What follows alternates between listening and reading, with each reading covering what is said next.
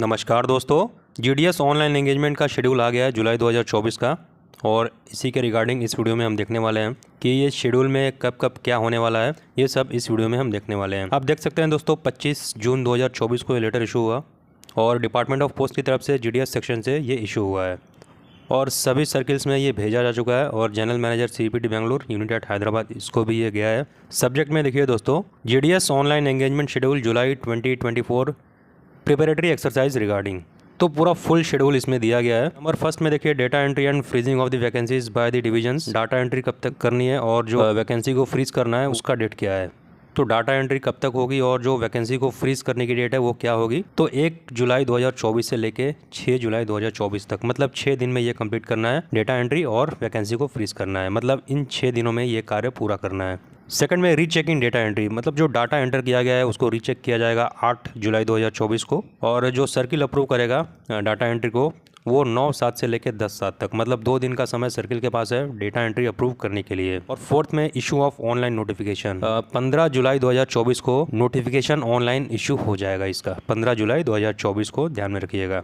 सब कुछ अगर सही हो गया, डाटा एंट्री अगर अप्रूव हो जाएगा 9 से 10 के बीच, तो फिर 15 जुलाई को इसका नोटिफिकेशन इशू हो जाएगा।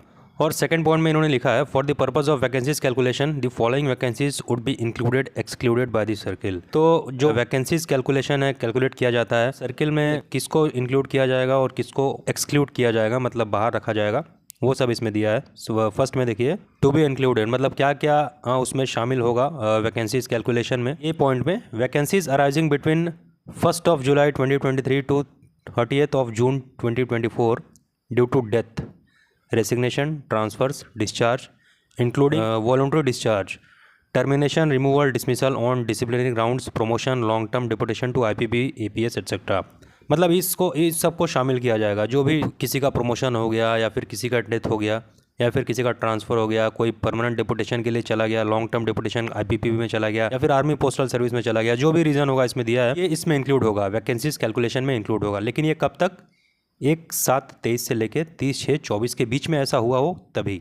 बी में देखिए, अनफिल्ड वैकेंसीज ऑफ शेड्यूल 1, मतलब शेड्यूल 1 में जो वैकेंसीज फुलफिल नहीं हो पाई थी, खाली रह गई थी, वैकेंट रह गई थी, अनफिल्ड रह गई थी, और शेड्यूल 2 जो आया था 2023 में, तो इन दोनों शेड्यूल में अगर जो सीट वैकेंट रह गई होगी वो भी इसमें इंक्लूड कर लिया जाएगा, मतलब वो भी जुलाई 2024 के वैकेंसीज में इंक्लूड हो जाएगा। फिर क्या क्या इसमें से हटा दिया जाएगा दोस्तों, देखिए जो कैलकुलेशन प्रोसेस है उसमें क्या नहीं लिया जाएगा वो सेकंड पॉइंट में दिया है। ए पॉइंट में देखिए, vacancies in pipeline, for this purpose candidates whose first stage verification has been successfully completed and have reported to engaging authorities but the engagement is pending due to non receipt of verification report from the board high school and intermediate education, Allahabad Uttar Pradesh, in pipeline. तो इसमें दोस्तों vacancies in pipeline, pipeline का क्या मतलब होता है, जो अभी प्रोसेस में है, जो पहले फॉर्म फिलअप कर चुके हैं, अब उनका अपॉइंटमेंट प्रोसेस में है, जैसे किसी ने डॉक्यूमेंट वेरिफिकेशन कराना बाकी है या फिर किसी का इंटरव्यू बाकी है, जो भी हो, जो भी बाकी हो, वैकेंसी के प्रोसेस में जो भी कुछ होता है वो प्रोसेस अगर पेंडिंग है तो उसको इससे हटा दिया जाएगा, वो एलिजिबल नहीं है इस शेड्यूल के लिए। इसमें बताया गया है, मार्कशीट पेंडिंग है बोर्ड की तरफ से तो वो भी इसमें इंक्लूड नहीं होंगे, उनको बाहर रखा जाएगा इससे। बी में देखिए, पोस्ट डिक्लेयर्ड सरप्लस और proposal for declaring surplus already submitted,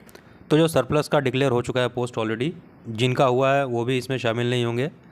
सी में देखिए, vacancies cause due to death of the GDS and a period of 6 months from the date of death of the GDS have not been elapsed। तो अगर किसी की GDS की death हो चुकी है और डेथ डेट से लेके 6 महीने अब तक पास नहीं हुए हैं, अगर ख़त्म नहीं हुए 6 महीने, तो ऐसे वैकेंसीज को भी इसमें नहीं रखा गया है। तो किसको शामिल किया गया है, किसको बाहर रखा गया है, ये आपको समझ में आया।